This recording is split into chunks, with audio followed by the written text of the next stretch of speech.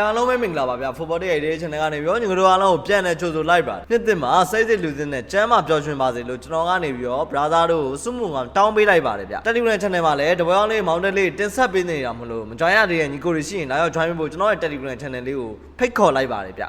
Okay ဒီနေ့ညမှာကစားသွားမယ် series ပွဲစဉ်တွေကကျွန်တော်ရဲ့ညီကိုတွေအတွက်ဖွဲကောင်းတစ်ပွဲကိုရွေးချယ်ပေးလိုက်ပါတယ်ဗျ။ဒီပွဲလေးကတော့ကက်ကလီယာရီနဲ့ AC Milan ပွဲစဉ်ပဲဖြစ်ပါတယ်။ဘာကြောင့်ကတော့ AC Milan ကနေပြီးတော့တစ်လုံးကို level ကြီးပေးထားတယ်။ကိုပေါင်းလေးအနေနဲ့ကတော့နှလုံးကို96ပေးထားတာကိုတွေ့ရတယ်ဗျ။အဲ့ဒါ AC Milan ကကက်ကလီယာရီကိုပွဲ20နိုင်6ပွဲစဉ်နဲ့တပွဲရှုံးထားတာကိုတွေ့ရတယ်။ကက်ကလီယာရီတို့အနေနဲ့နောက်ဆုံး5ပွဲမှာ2ပွဲစဉ်2ပွဲနိုင်ပြီးတော့တပွဲရှုံးနေထားတယ်ဗျ။ AC Milan တို့ကတော့နောက်ဆုံး5ပွဲမှာ2ပွဲနိုင်2ပွဲရှုံးရလက်နဲ့တပွဲသေးကျထားတာကိုတွေ့ရတယ်။ဒီဟာဒီ AC Milan အသင်းအနေနဲ့ရမှန်35မှတ်နဲ့အတူအဆင့်1နေရာမှာရှိနေပြီးတော့အဆင့်1နေရာက Inter Milan ကိုဖိအားပေးလျက်ရှိနေတာကိုတွေ့ရတယ်ဗျ။ကက်ကလီယာရီအသင်းအနေနဲ့နောက်ဆုံး5ပွဲမှာ9ဂိုးသွင်းယူထားသလိုပဲ6ဂိုးပေးထားရတာကိုတွေ့ရတယ်။ AC Milan တို့ကတော့နောက်ဆုံး5ပွဲမှာ10ဂိုးထိသွင်းယူထားပြီးတော့9ဂိုးတောင်ပေးထားရတယ်ဗျ။ဒီဝဲကိုနိုင်ရင် AC Milan အသင်းအနေနဲ့ဇယားထိပ်ကိုယာယီတက်လှမ်းနိုင်မှာဖြစ်တဲ့အတွက်ကြောင့်မလို့ကျွန်တော်ကတော့ AC Milan ကို body လေးပေးခြင်းတယ်ဗျကိုပေါင်းလေးရဆိုရင်တော့ဒီဘက်ကိုကျွန်တော်ဂိုးဘော်လေးကိုပိုကြိုက်တဲ့အတွက်ကြောင့်မလို့ရွေးချက်ပေးလိုက်ပါတယ်ဗျ